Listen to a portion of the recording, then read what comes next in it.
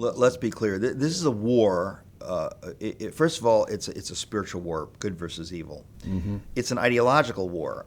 The vision of ordered liberty given to us by the founding generation, that idea and those ideas held sway through the decades and centuries.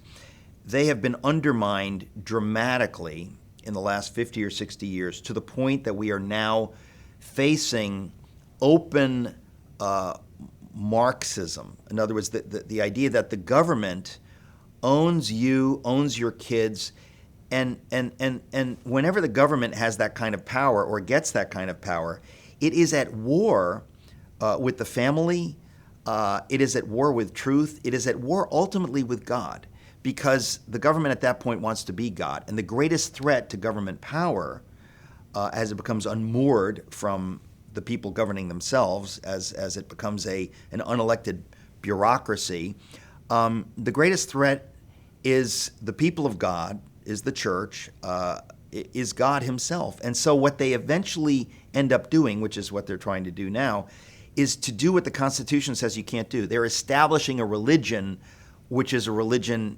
antithetical to the religion of the Bible.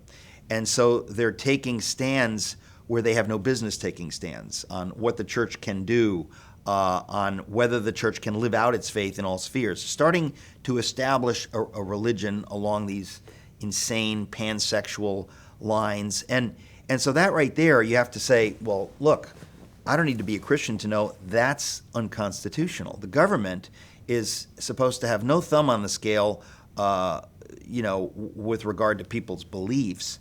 And so ultimately, the government is at war with all the institutions of God, marriage, the family.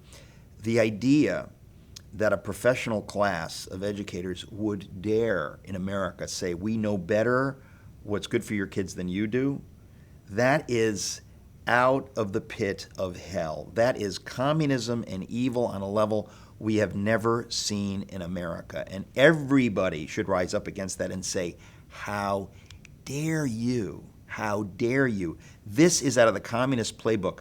I never thought we'd see this in America. Well, in the 70s or 80s, our time, that person wouldn't have gone to jail, would have gone to the funny farm. Well, again, this shows you the mission drift over the decades. The idea that anybody would accept this, people should be out in the streets. How dare anyone come between me and my kids? Yeah. The madness of the groomers of the drag queen story hour of what it is a level of madness none of us thought we would ever see, and people should be up in arms against this. It's just absolutely crazy.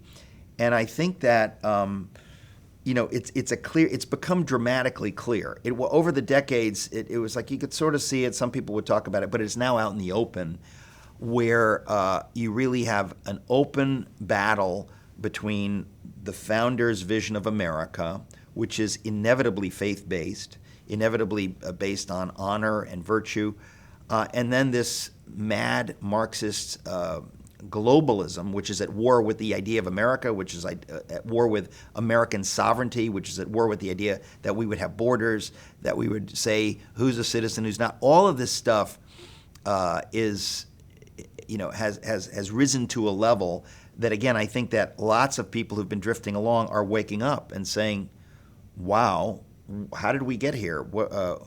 Is this? Do I need to do something? And the answer is yes, you do.